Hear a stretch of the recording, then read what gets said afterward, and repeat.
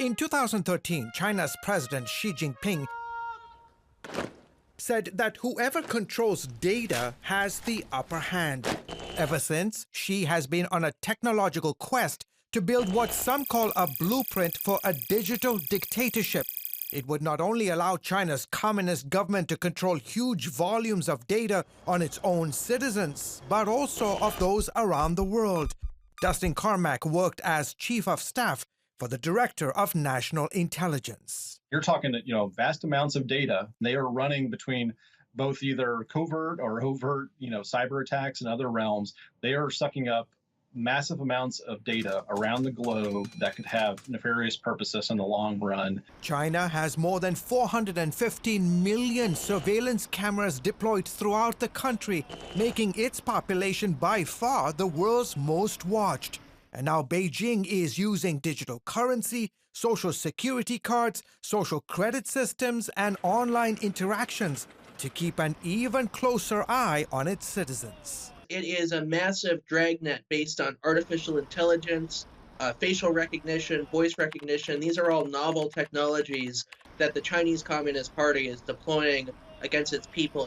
Jeffrey Kane, author of the new book, The Perfect Police State, an undercover odyssey into China's terrifying surveillance dystopia of the future, says the regime first tested this type of surveillance several years ago to monitor Uyghurs, an ethnic Muslim group living in the western part of the country. It's a place where everything they do from morning to night, from the moment that they eat breakfast or go to the market or go to work, everything is monitored by their smartphones, by government cameras everywhere. There are millions of government cameras in this region, and nothing is private, nothing is secret. Your entire life is exposed. Kane says his investigation found that those reams of data are fed to a massive police database, and with the help of artificial intelligence, attempts to predict whether or not someone will commit a crime in the future. But the thing is that the system has gotten out of control because, so I looked at a list of reasons that people can be detained for these pre-crimes, and, it could be something as simple as, they bought a tent suddenly, or they stopped smoking suddenly. They change their behavior in ways that the system finds odd. And then so it nudges the police. It sends the police a little, on the app, a nudge to, go to this person's house, to their work, to check them out, maybe interrogate them a little bit. And if the situation calls for it, take them away to one of many hundreds of concentration camps. China is accused of committing genocide against the Uyghurs by holding more than 1 million of them in what Beijing calls re-education camps. The Associated Press gaining exclusive access to one such detention center this summer that allegedly had room enough to hold more than 10,000 prisoners. When we talk about genocide, it's not just about taking lives, which there's evidence to suggest that's occurring too, but it's to erase a population, an ethnic group, and that's what they're after. Sophie Richardson with Human Rights Watch says President Xi also wants China to be the global leader in exporting its authoritarian surveillance tech to other like-minded regimes. So when they've got the kinds of tools that allow them, for example, to track their critics' every movement and control their access, for example, to money or even to buying plane or train tickets, it can make a state exponentially more powerful. New research from Oxford University and Berlin's Humboldt University uncovered some 1,800 active Chinese surveillance devices across 72 countries, including Venezuela, Kenya, Philippines, and Oman.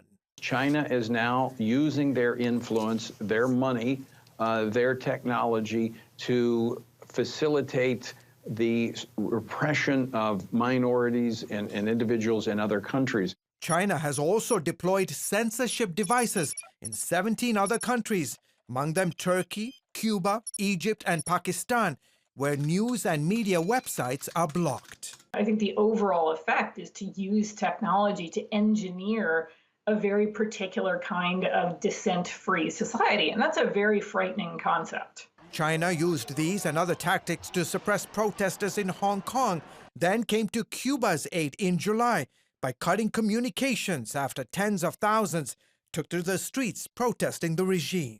That type of technology being used to throttle internet traffic flows, or at times in Cuba actually turn off the internet, especially in the early days of some of the protests down there.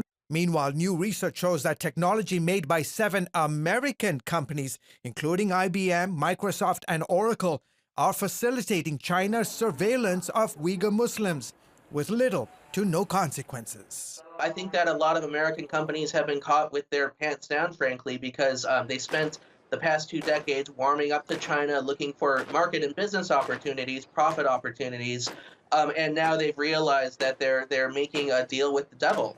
A deal that is handing China a treasure trove of data in its quest for global information superiority and digital control over its citizens and those around the world.